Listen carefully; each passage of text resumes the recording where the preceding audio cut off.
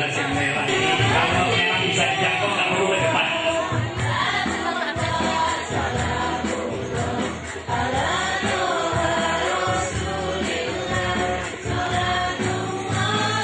Untuk anda yang sudah cukup di sini aja, nggak usah ke utara.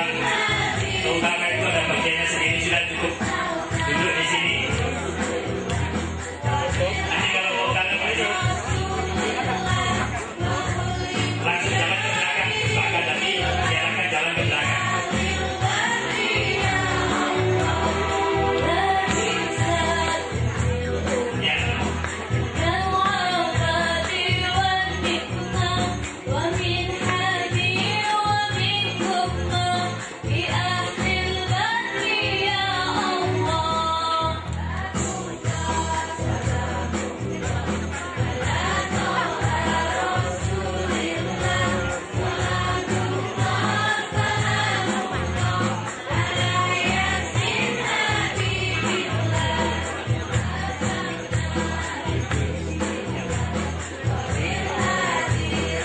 Untuk apa tidak usah ke depan, di situ saja nanti.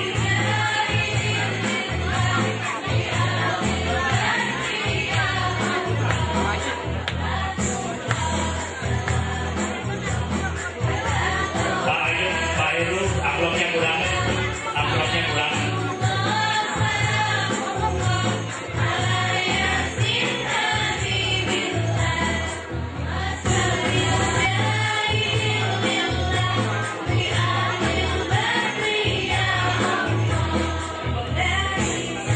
Kartunya disita, kartu hijaunya disita.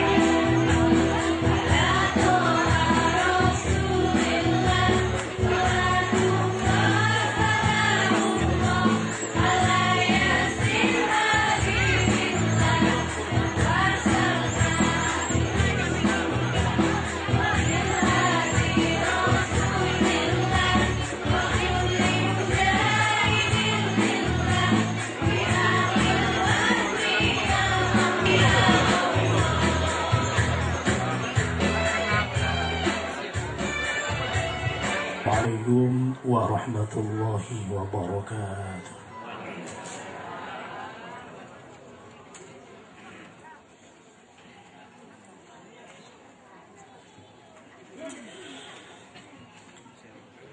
أعوذ بالله من الشيطان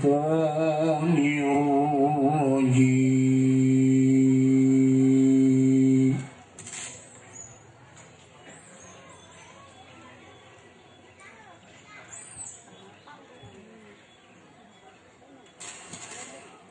بسم الله الرحمن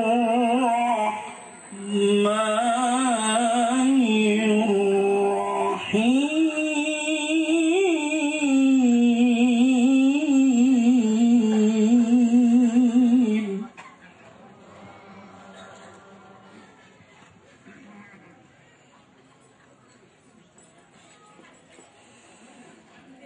إن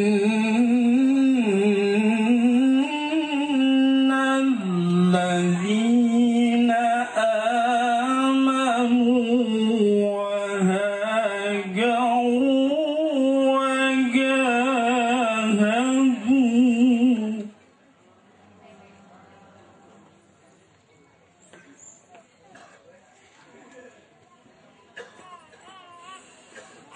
وجاهدوا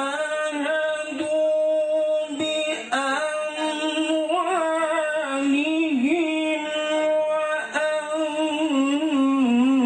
وأنفسهم في سبيل الله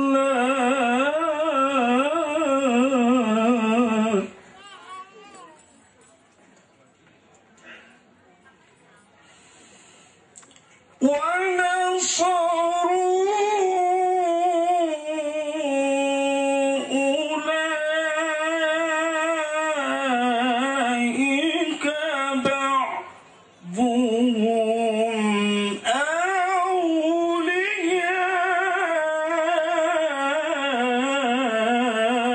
أولياء بعض.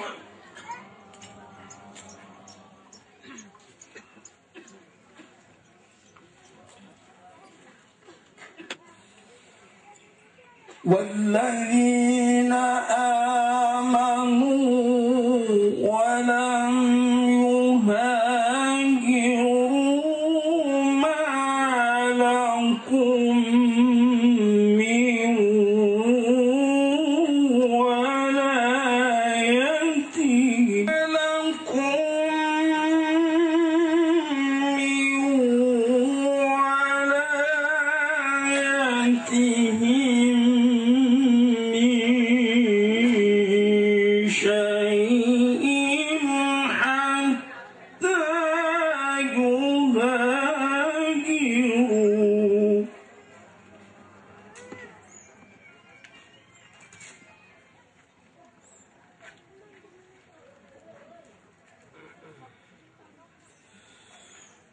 وإن استنصروكم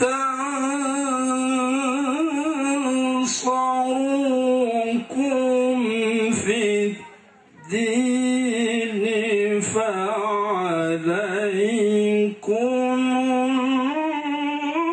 النصر إلا على قوم بينكم تعملون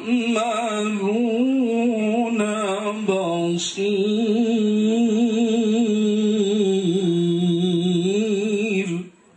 صدق الله العلي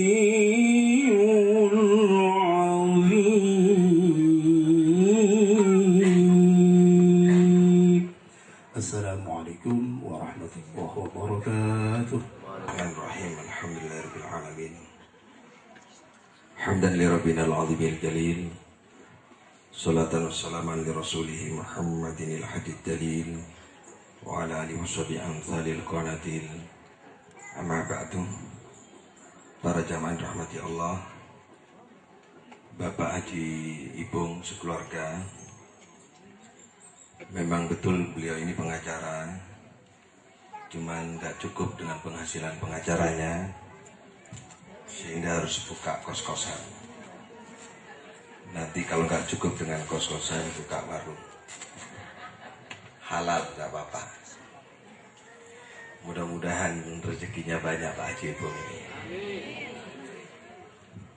Yang penting istrinya tetap satu. Katanya Bu Haji Ibung pesannya begitu. Adik-adik dari SMA 17 baru hari Jumat kemarin beliau latihan dan alhamdulillah sudah bisa, dan tetap ingin pakai baju merah karena kita ini beragam, ada nasionalis, ada Marhens, ada NU, Muhammadiyah, LDI, ada pegawai negeri, ada BPN, ada perhutani. Alhamdulillah pada pagi hari ini Pak Zamroni sebagai ketua pengadilan hadir, mumpung ada libur panjang, dan satu kehormatan karena ada tamu juga dari Madura, Pamekasan. Beliau adalah seorang dosen, putra dari kiai besar di sana, Ki Asmui, adalah Gus Haidar. Kalau di Madura dipanggil Lora Haidar. Kalau kemarin ada Lora Kornen, ini Lora Haidar. Sebenarnya Pak Haji Murrahman ini sudah hampir mendekati dai, karena bahasanya, pesan-pesannya itu sangat kuat sekali untuk mengajak dan menggugah kita. Kami merasa bangga sekarang ini karena protokolnya luar biasa ini. Saya kira jamaah juga setuju ya. Alhamdulillah. Para jamaah rahmati Allah, ini adalah tahun baru bagi kita semua, Hijriah, Muharram. Tapi tahun baru kita ini kalah dengan tahun baru Masehi. Kalau tadi disebutkan bahwa ada orang beriman tapi tidak mau hijrah, maka dia tidak dapat, kita ini tidak punya kewajiban untuk membantunya. Ada satu hikmah yang tidak kita petik. Yang diancam dibunuh itu adalah Nabi besar Muhammad SAW. ketika akan hijrah, yang diancam itu adalah Nabi besar Muhammad sallallahu alaihi. Bahkan hadiahnya, sayembaranya 100 unta untuk orang yang bisa membunuh Nabi besar Muhammad sallallahu alaihi wasallam. Tapi apa yang dilakukan oleh Nabi? Nabi tidak segera pergi dari Makkah, tapi yang disuruh sahabatnya dulu. Padahal sahabatnya tidak terancam terbunuh. Yang terancam dibunuh adalah Nabi Muhammad SAW. Tapi kemudian sahabatnya suruh berangkat dulu, suruh membangun kekuatan dulu di Madinah, baru Nabi yang terakhir. Itu artinya bahwa Rasulullah SAW tidak hanya berpikir dirinya, tapi berpikir sahabatnya, berpikir umatnya, dan keselamatan dakwah. Satu hikmah ini kita bisa petik bahwa kita tidak boleh mementingkan diri sendiri tanpa kemudian kita mempertimbangkan keselamatan dakwah. Sehingga pemimpin yang bagus adalah pemimpin yang menyelamatkan sahabatnya, umatnya, baru berpikir tentang dirinya. Itu Nabi besar Muhammad sallallahu alaihi wasallam. Mudah-mudahan karena banyak pemimpin di antara kita di sini, ada ketua pengadilan, ada kepala sekolah, mudah-mudahan punya jiwa seperti ini. Para jamaah rahmati Allah, memang benar. Setiap kali kita membaca ayat yang kaitannya dengan hijrah, selalu hijrah ini diapit oleh amanu dan jihad. Innal ladzina amanu wal ladzina hajaru wajahadu. Iman dan jihad. Ternyata iman itu gak cukup. Setiap ada kalimat iman, ya ayyuhalladzina amanu, pasti ada perintah. Kalau gak ada perintah ada larangan. Ya ayyuhalladzina amanu taqullah, ittaqullah. Ya ayyuhalladzina amanu aminu. Wal tanzur nafsum ma qaddamat lighad. Ada perintah, ada larangan. Setiap kali Allah menyebut dan menyeru tentang orang-orang beriman. Artinya, yakin iman saja tidak cukup. Harus ada implementasi. Salah satu implementasi adalah hijrah. Para jamaah rahmati Allah, hijrah ini artinya pindah. Hijrah itu artinya memutus. Hijrah itu artinya adalah meninggalkan. Apa yang diputus? Kalau ada orang pindah, kalau ada orang memutus, kalau ada orang meninggalkan, yang ditinggalkan dan yang diputus adalah sesuatu yang dicintai, demi tegaknya sebuah kebenaran dan keberlangsungan dakwah, itu namanya hijrah. Kalau dari satu rumah Kalibaru pindah ke Banyuwangi, itu tidak bisa disebut hijrah. Karena hijrah itu harus ada muatan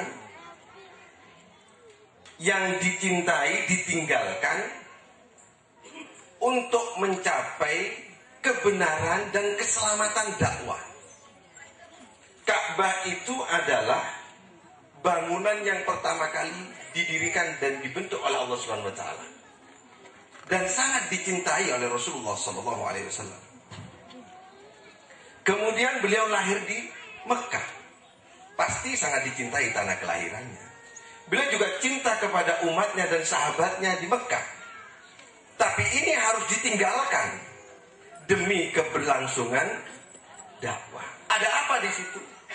Para jamaah yang dirahmati Allah, ada pra sebelum hijrah, di saat hijrah, dan setelah hijrah. Sebelum hijrah, Nabi besar Muhammad SAW ada beberapa peristiwa. Yang pertama adalah peristiwanya meninggalnya istri Nabi, Siti Khadijah.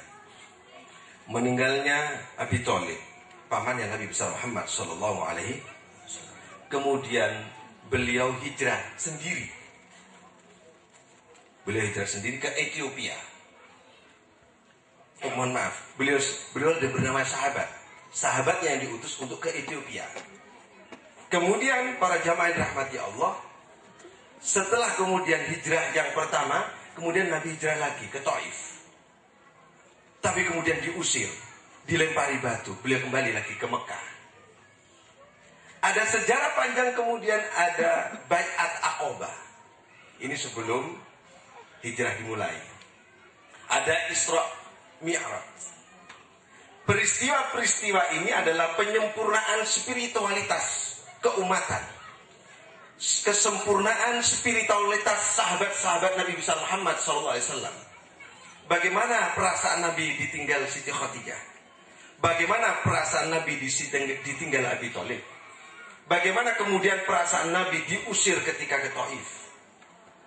Para jamaah yang rahmati Allah, perasaan ini kemudian dihibur oleh Allah Subhanahu wa taala dengan Isra dan Mi'raj.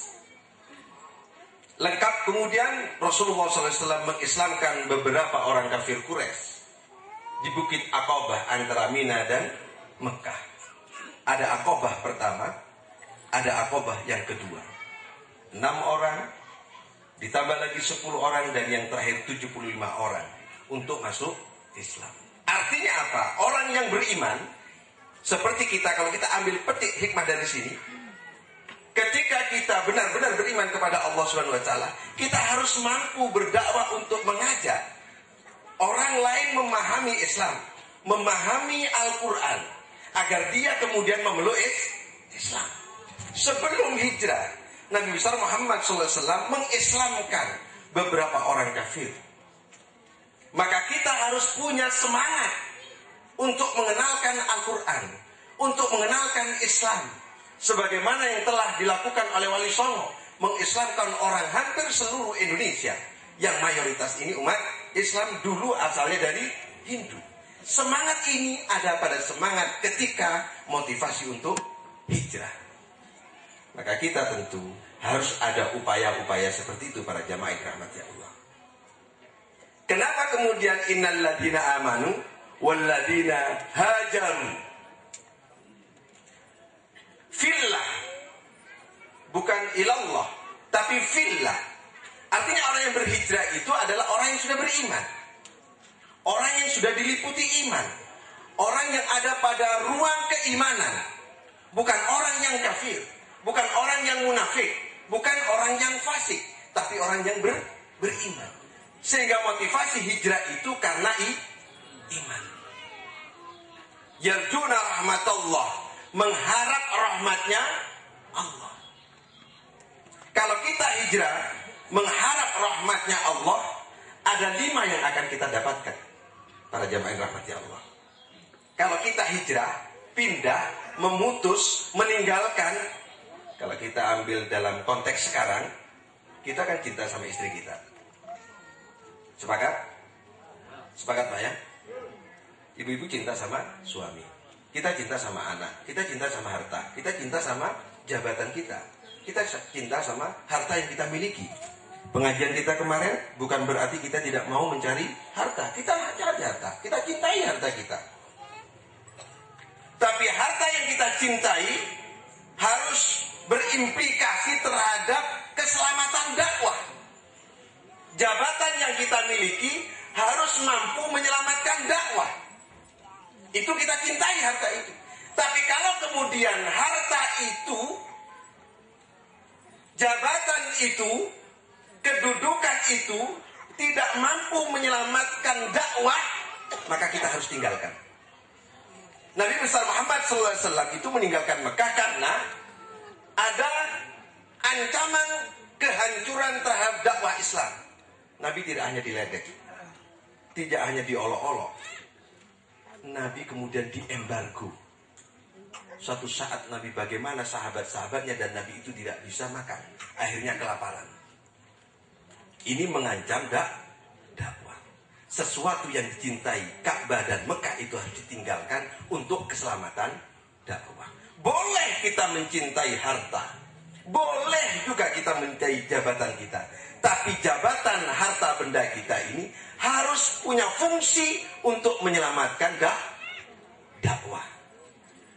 Contoh hari ini, harta Bapak Ibu Saudara sekalian diberikan untuk santunan anak yatim. Nah, ini menyelamatkan dakwah. Untuk nyewa teror, untuk beli jilbab merah termasuk Pak Ajianto. Ini menyelamatkan dakwah, tak apa-apa. Jadi fungsi sesuatu yang kita cintai, kalau suami kita masih berjuang terus-menerus menyelamatkan dakwah Islam, tidak ada alasan bagi seorang perempuan untuk membencinya, untuk meninggalkannya, untuk memutus. Tidak ada. harus tetap mencintai kepada suaminya dan tidak boleh ada pengkhianatan. Sebaliknya demikian.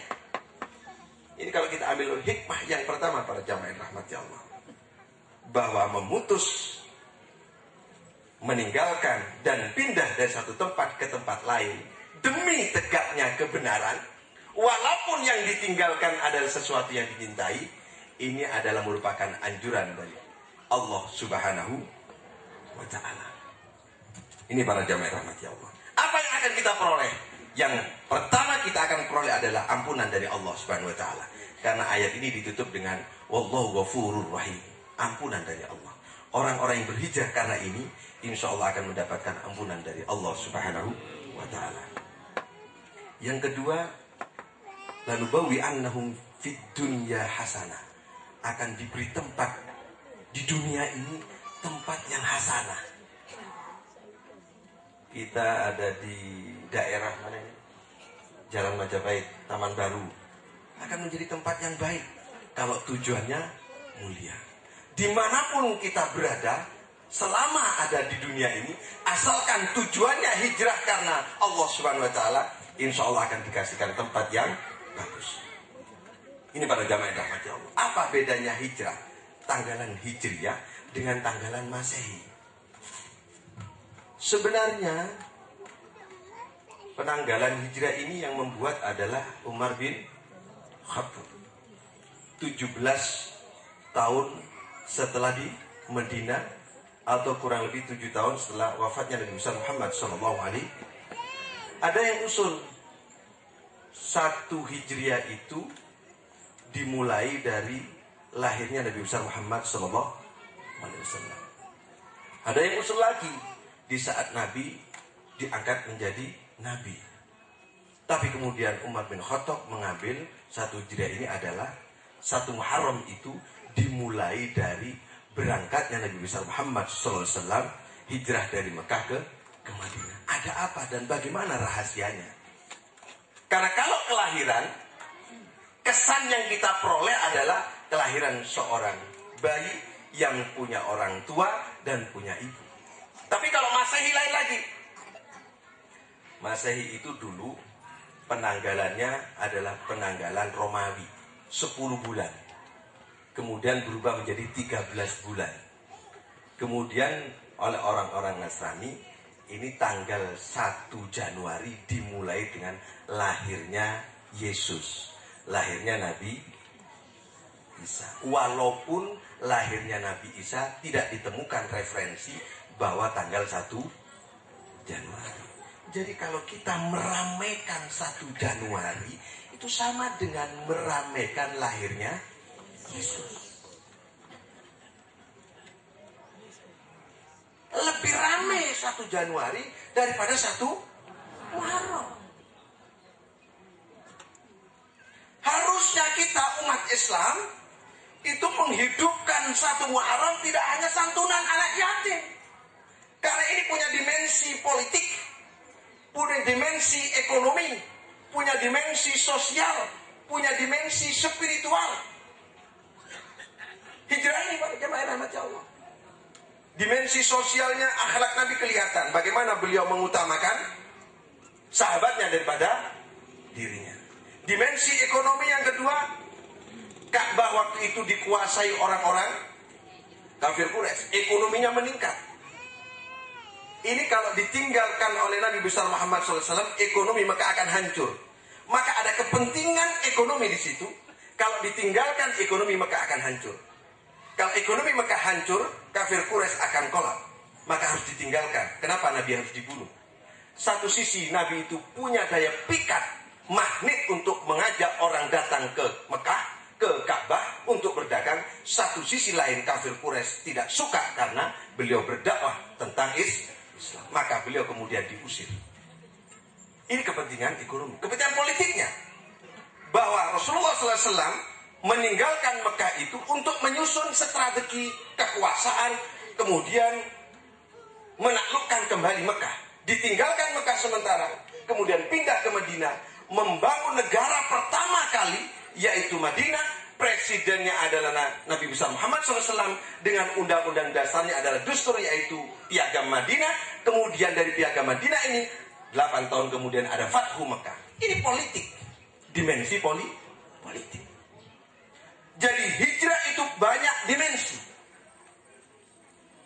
termasuk dimensi sosial. Para jamaah rahmat Allah, bagaimana seorang sahabat ketika dilarang oleh kafir Quraisy untuk meninggalkan Mekah. Boleh kau meninggalkan Mekah, asalkan seluruh hartamu kau tinggalkan. Seluruh hartanya sudah tinggalkan. Padahal ini orang sangat kaya. Apa yang dilakukan oleh sahabat ini? Kemudian sahabat mengatakan bahwa Rasulullah dan Allah lebih berharga daripada hartaku.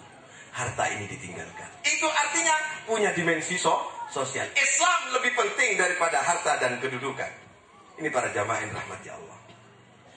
Punya dimensi spiritual, bahwa Mekah itu kita ditinggalkan oleh Rasulullah SAW, pindah ke Yathrib. Kemudian yang dibangun pertama kali di sana bukan rumah yang dibangun Nabi, bukan rumah yang dibangun Nabi, tapi yang dibangun pertama kali oleh Nabi adalah masjid. Sebelum membangun negara, negara dibangun berdasarkan fondasi masjid. Jadi kalau ada negara, kalau ada daerah tidak dibangun dari semangat fondasi masjid, pasti negara itu akan runtuh dan tidak punya nilai keislaman. Luar biasa hijrah ini kalau diungkap kemudian. Sehingga sebenarnya Muharram itu tidak hanya santunan, harusnya ada kajian-kajian, harus ada semangat dakwah. Ini para jamaah rahmat Allah. Ada lagi, saya ambil satu-satu gitu ya. Ketika Nabi mau pergi dari rumahnya keluar, digantikan oleh Sayyidina Ali. Sahabat Sayyidina Ali ini mengatakan, biar aku yang menggantikanmu ya Rasulullah. Aku akan tidur di tempatmu ya, di rumah, dan berselimut dengan selimutmu ya Rasulullah. Biar nanti aku yang disergap. Kata Rasulullah SAW, insya Allah kamu akan selamat. Rasulullah keluar, kemudian Sayyidina Ali inilah yang kemudian dikepung oleh kafir. Itu artinya apa? Seorang sahabat, seorang anggota, seorang teman harus mampu melindungi pemimpinnya demi keselamatan dakwah. Nabi melindungi sahabatnya, sahabatnya melindungi Nabi besar Muhammad Sallallahu Alaihi Wasallam. Harusnya umat Islam ini satu dengan yang lain saling melindungi, jangan saling mencelakai. Ini para jamaah rahmati Allah. Nah, ketika di Jabal Sur, Rasulullah SAW ketika mau berangkat, Rasulullah nggak tahu jalan, Abu Bakar nggak tahu jalan. Sementara Surakah itu yang akan membunuh Nabi dengan janji 100 ekor onta sudah menghadang. Apa kemudian para jamaah rahmati Allah? Nabi itu penunjuk jalannya, yang ditunjuk Nabi adalah seorang kafir, seorang Nasrani, namanya Abdullah bin Uraikid. Penunjuk jalan Nabi dari Jabal Sur sampai ke Madinah adalah seorang Nasrani. Berarti ada orang Nasrani yang hatinya baik. Ada. Jangan semua orang Nasrani dibenci. Ini artinya apa? Ini ada ukhuwah di situ. Ada ukhuwah basyariyah, ada ukhuwah wataniyah. Selain ukhuwah Islam ada pesan moral dari Islam bahwa kita tidak punya hak untuk memusuhi umat lain selama umat lain tidak memusuhi kita. Luar biasa. Jadi kalau orang Islam menjadi pemimpin lalu orang lain menjadi aman, Nasrani menjadi aman, Hindu menjadi aman, itu memang ajaran Islam. Luar biasa para jamaah rahmatillah. Kalau hijrah ini sebenarnya harusnya diangkat ke permukaan agar orang mengenal sebenarnya seperti apa Islam itu. Para jamaah rahmati Allah, innal ladina amanu wa hajaru. Kemudian hijrah itu seperti ini. Wajahadu, dan harus ada upaya jihad. Islam kita semua ini belum tentu masuk surga kalau tanpa jihad. Nah, jihad itu apa? Jihad itu apa? Am hasibtum an tadkhulul jannah Allah mengatakan, am hasibtum an tadkhulul jannah. Apakah kau mengira kau masuk surga? Para jamaah, apa kita ini mengira kita akan masuk surga? Allah mengatakan, am hasibtum an tadkhulul jannah. Hai para jamaah, apa kau mengira akan masuk surga? Walamma ya'lamillahu alladhina jahadu minkum. Sementara aku tidak melihat engkau berjihad. Nah, kalimat jihad ini sudah diidentikan dengan Imam Samudra.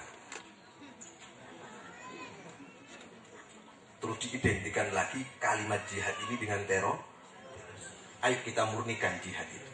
Jihad itu artinya kesungguhan yang totalitas, kesungguhan yang maksimal, kesungguhan yang mentok, itu namanya jihad. Kalau kita usaha, waktunya sudah mepet, harus sholat, sementara pemimpin kita memerintahkan kita ngantuk, sangat ngantuk sekali, sementara kita sudah mendengar azan, lalu kita berdiri ambil wudhu, itu sudah jihad. Karena kesungguhan melawan ngantuk dan melawan perintah pemimpin untuk meninggalkan sholat. Tapi kita bisa, itu namanya sudah jihad. Kesungguhan diri ketika kita cinta kepada harta kita, lalu harta kita ini dikeluarkan untuk orang lain, bahkan kalau perlu dihabiskan untuk jalan Allah, ketika mentok sudah tidak ada lagi jalan itu yang namanya jihad. Kalau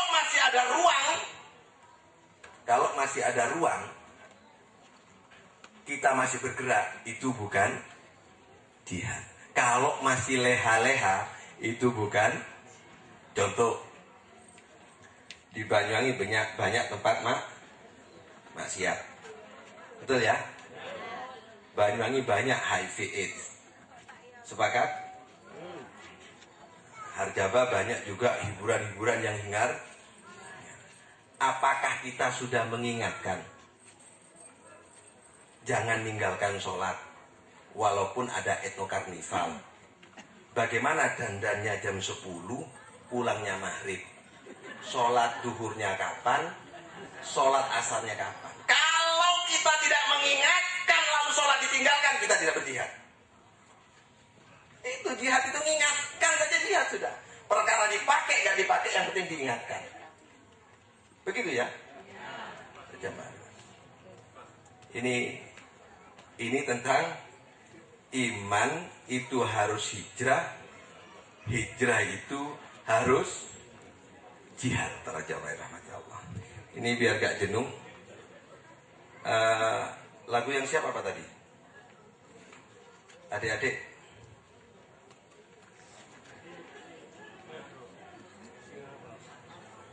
Ini sambil memberi kesempatan adik-adik, kita break dulu ya. Ya, belum terbiasa, harus dikode dulu. Ini biasanya jilbaban terus di sekolah. Kalau nggak salah 1 kemarin yang jilbaban. Alhamdulillah sekarang sudah jilbaban semua ya kan? Lama nggak baca sholawat, akhirnya baca sholawat, luar biasa ini. Para jamaah yang rahmati Allah, jadi hijrah itu ada 2. Ada hijrah makani, ada hijrah maknawi. Yang kami sampaikan tadi hijrah makani, hijrah tempat, pindah dari satu tempat ke tempat yang lain. Ini para jamaah, itu akan mendapatkan upah dari Allah, ganjaran dari Allah, termasuk wala ajrul akhirati akbar. Nanti di hari akhir kita akan mendapatkan pahala yang sangat luar biasa. Asalkan hikmah hijrah, rahasia hijrah itu kita lakukan. Salah satunya, ujung dari hijrah itu adalah membangun negara Madinah. Jadi umat Islam berpikir tentang negara, berpikir tentang kepemimpinan, berpikir tentang bagaimana hubungan umat Islam dengan orang luar Islam, berpikir kemudian membangun ekonomi, itu adalah merupakan ajaran Islam. Tapi sebelumnya fondasinya harus adalah masjid. Fondasinya masjid. Akarnya adalah iman. Para jamaah rahmati Allah. Jadi kalau ada orang Islam kemudian pingin jadi bupati, ini jangan dipelintir ya. Soalnya mau 2014 ini. ingin jadi DPR, itu harus didorong. Ingin jadi kepala sekolah, harus didorong. Karena kita memang dianjurkan untuk menguasai negara. Ketika kita bisa menguasai negara, kita bisa berdakwah. Wali Songo itu menguasai negara. Kesultanan dikuasai, kabupaten-kabupaten dikuasai, kerajaan-kerajaan dikuasai, makanya Islam menyebar. Dakwah yang efektif itu menggunakan dakwah dengan kepemimpinan negara. Maka para jamaah rahmat Allah, mudah-mudahan bupati kita ini terus-menerus untuk menegakkan, terus-menerus untuk berdakwah. Mumpung dadi bupati. Nah, ini soalnya kerungu dengan radio ini. Kok bupati kerungu? Ya, jangan. Itu mah. Ini hijrah makanya.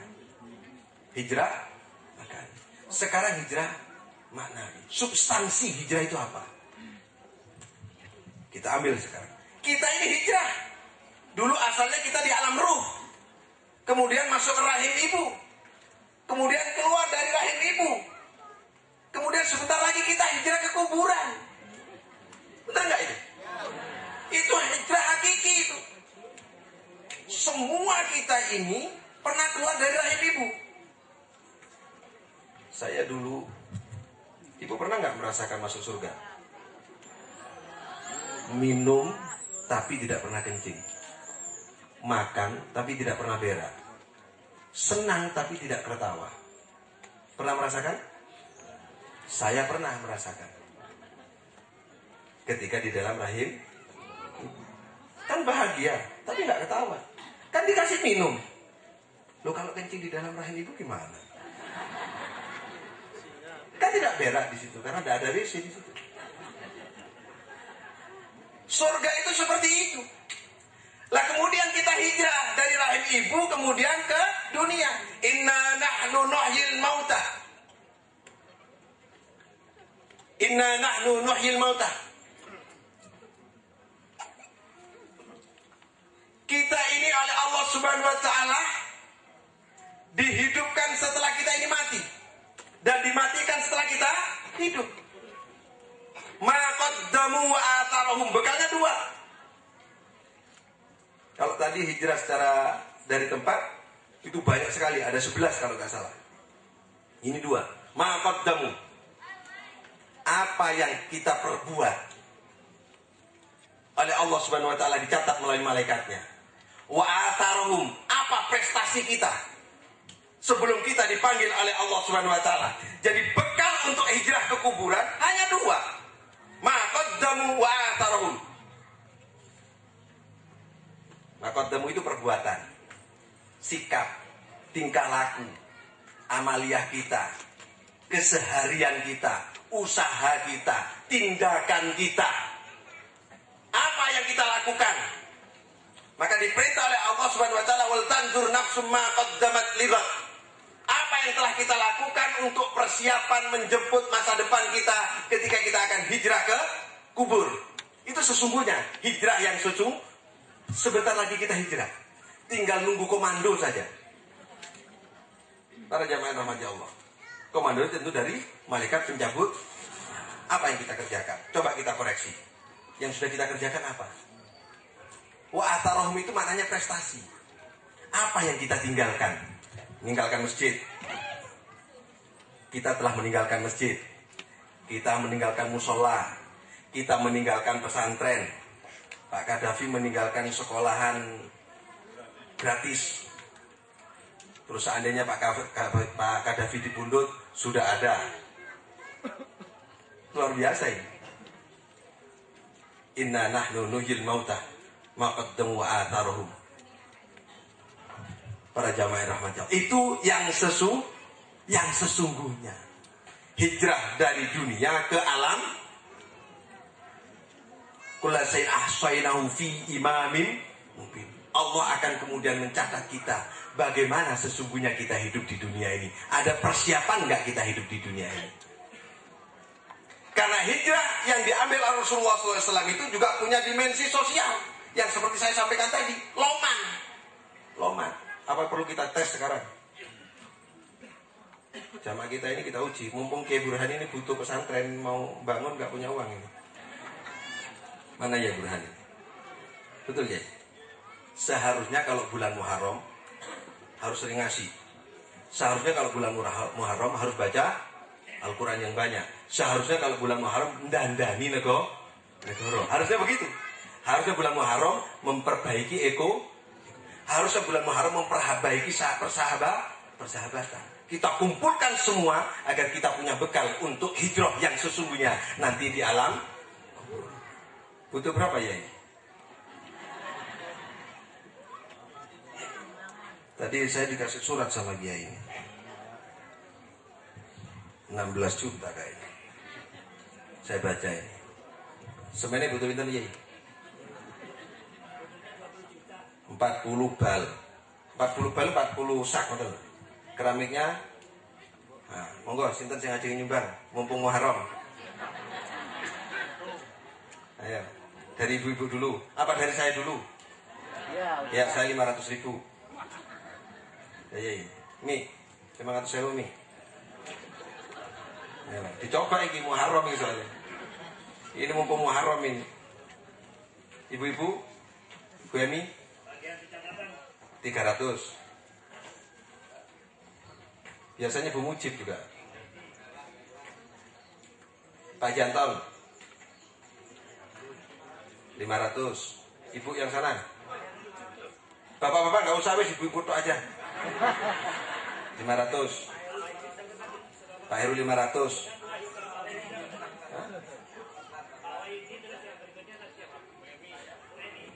Emi, dicatat ini.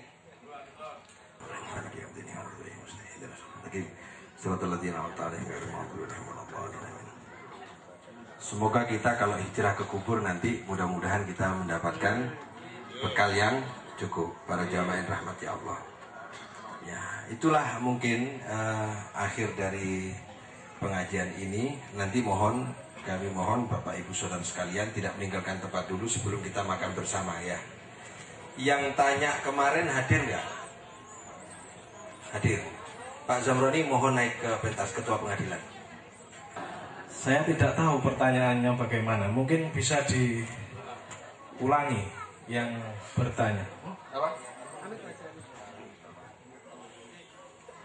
Tentang waris. Pertama bahwa sistem hukum kita, utamanya hukum adat. Kalau ke pengadilan negeri itu larinya adalah penerapan terhadap hukum adat. Berbeda-beda antara satu tempat dengan yang lain. Kalau di daerah barat, di daerah Minangkabau, itu menganut sistem matrilineal namanya. Bahwa hanya orang perempuan yang mendapatkan waris. Itu di Minangkabau, di daerah Padang. Kemudian di sebelah timur kita ada namanya sistem patrilineal di daerah Bali. Yang berhak mendapatkan waris cuman laki-laki. Di daerah